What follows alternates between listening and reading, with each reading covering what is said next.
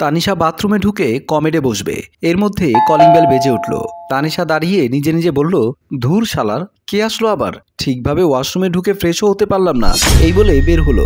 Parcel lady Lamia দরজার সামনে দাঁড়িয়ে একটি পার্সেল নিয়ে অপেক্ষা করছে আর নিজে নিজে বলল, ওনারা এত দেরি করছে কেন? এর মধ্যে তানিশা এসে দরজা খুলে দিয়ে বলল, ও আপনি পার্সেল নিয়ে এসেছেন? আমি মনে করেছি অন্য কেউ এসেছে।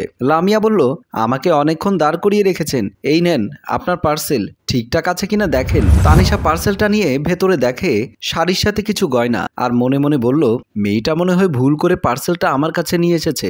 আমি তো এই গয়না নিজের করে নিতে পারলে অনেক টাকার মালিক হয়ে যাব। লামিয়া বলল, ম্যাডাম কোনো সমস্যা? না মানে আপনি কোনো কথা বলছেন না, মনে মনে ভাবছেন তাই বলছি। তানিশা হেসে বলল, না কোনো সমস্যা নেই, পার্সেল বুঝে পেয়েছি। লামিয়া বলল, তাহলে আমার পেমেন্টটা করে দেন, আমি চলে যাই। তানিশা বলল, কত টাকা বলেন? লামিয়া বলল, 200 টাকা। তানিশা 200 টাকা দিয়ে বলল, আপনাকে অনেক অনেক ধন্যবাদ, কারণ আমার স্বামী এখন আসলে আমাকে বকাবকি করত। আমি এই শাড়িটা পরে একটি অনুষ্ঠানে যাব। লেডি পার্সেল হেসে চলে গেল। লামিয়া পার্সেল দিয়ে নিচে নেমে যাচ্ছে, এর মধ্যে মোবাইল বেজে উঠল। মোবাইল কানে দিয়ে বলল, জি স্যার বলেন, আমি পার্সেল দিতে এসেছি। ম্যানেজার বলল, আপনি কি 206 নম্বর পার্সেলটা দিতে গিয়েছেন? লামিয়া বলল, জি স্যার অলরেডি দিয়ে ফেলেছি। ম্যানেজার বলল, এটা কোন এরিয়া আপনি জানেন তো?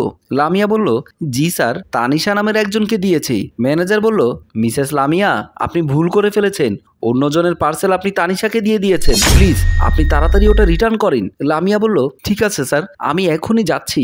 এই বলে কল কেটে দিয়ে তানিশার কাছে গেল। তানিশা প্যাকেট থেকে জামা ও গয়নাগুলো বের করে নিজে নিজে বলল, এখন সাব্বির আমাকে গয়না কিনে দেবে না? দেখো আমার আর গয়না লাগবে না, আমি অনেক ভালো গয়না পেয়ে গেছি, এখন আমার সাজুগুজু করতে আর কোনো অসুবিধা হবে না। এর মধ্যেই কলিং বেল বেজে উঠল। তানিশা স্বামী মনে করে দরজা খুলে দিতে গেল। তানিশা দরজা খুলে দিতেই দেখলো পার্সেল দিয়ে গেছে মেয়েটা। প্লিজ ম্যাডাম, আমার ভুল হয়ে গেছে, পার্সেলটা অন্যজনের, ওই পার্সেলটা একটু নিয়ে আসেন। তানিশা বলল, আমি এখন এই পার্সেলটা রিটার্ন দিতে পারবো না, আমার অসুবিধা আছে। লামিয়া বলল, কিসের অসুবিধা?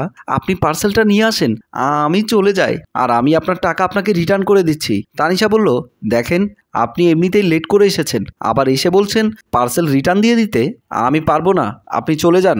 লামিয়া বলল, আপনি আমার চাকরিটা খেতে চাচ্ছেন কেন? জানেন আমি এই চাকরি করে আমার সংসার চালাই। তানিশা বলল, আপনি চাকরিতে কত টাকা মাইনে পান? লামিয়া বলল, মাস শেষে 40,000 টাকা পায়। কিন্তু কেন, আপনি দেবেন নাকি? তানিশা বলল, আমি আপনাকে পুরো 1 লক্ষ টাকার বান্ডিল দেব, তবু এই পার্সেলটা রিটার্ন দিতে পারবো না। লামিয়া লক্ষ টাকার কথা শুনে অবাক হয়ে গেল। তারপর বলল, ঠিক আছে, অন্তত ওই টাকা দিয়ে আমার চাকরি গেলে নিজের সংসার ম্যানেজ করতে পারবো, দেন টাকা দেন। তানিশা বলল, আপনি একটু অপেক্ষা করেন, আমি টাকা নিয়ে আসছি। লামিয়া নিজে নিজে বলল, জানি না ম্যাডামটা কত টাকার মালিক, সামান্য পার্সেলের জন্য আমাকে লক্ষ টাকা উপহার দিচ্ছে। এর মধ্যে তানিশা এসে লামিয়াকে 1 লক্ষ টাকা দিয়ে বলল, আপনি এখন আসতে পারেন। লামিয়া টাকার বান্ডিল নিয়ে ধন্যবাদ দিয়ে চলে গেল। তারপর তানিশা নিজে নিজে বলল, যাই শাড়িটা পরে রেডি হয়ে যায়। এই বলে ভেতরে চলে গেল। তানিশা পার্সেল থেকে নেওয়া শাড়িটা পরে রেডি হয়ে দাঁড়িয়ে আছে স্বামীর অপেক্ষায়। স্বামী এসে তানিশাকে বলল, বাহ তুমি তো আমার আগেই রেডি হয়ে গেছো। তানিশা বলল, আজকে আমি অনেক খুশি, কারণ অল্প টাকায় আমি কিছু গোল্ডের গয়নাগাটি কিনেছি।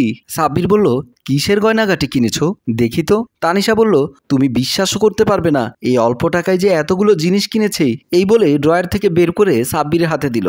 সাব্বির গয়নাগুলো হাতে নিয়ে খুশি হয়ে বলল, আসলেই তো সুন্দর, কিন্তু কত টাকা দিয়ে কিনেছো?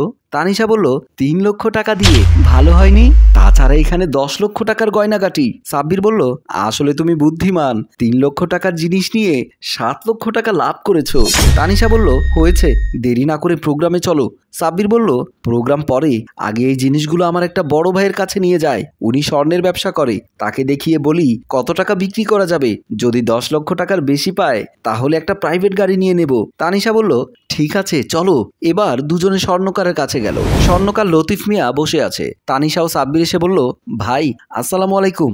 লতিফ মিয়া সালাম নিয়ে বলল, বসো আর বলো কি কাজে এসেছো? সাব্বির স্বর্ণগুলো বের করে দিয়ে লতিফ মিয়াকে বলল, এগুলো কত টাকায় বিক্রি করা যাবে? লতিফ মিয়া গয়নাগুলো হাতে নিয়ে হাসতে হাসতে বলল, ইমিটেশনের জিনিসের উপর আমার আইডিয়া নেই, আর হ্যাঁ হয়তো এগুলো বিক্রি করতে পারবে 3 থেকে 4 হাজার টাকা দিয়ে।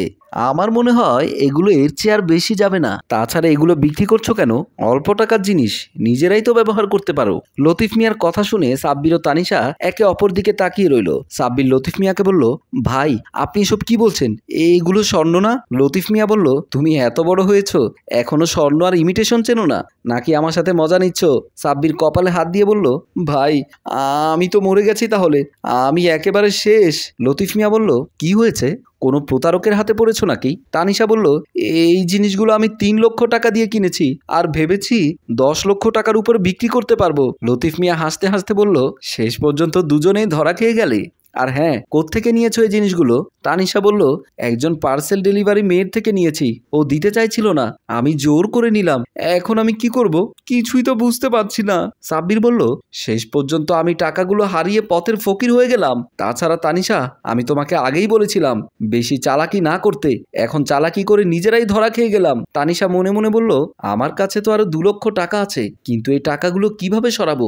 না, এগুলো আমার মায়ের কাছে পাঠিয়ে দেব, তাহলে কোনো একদিন বিপদে পড়লে আমাদের সমস্যার সমাধান করতে পারবো। সাব্বির বলল, হয়েছে, অতি চালাকের গলায় দড়ি, যেখানে সেখানে মাতব্বরি করো।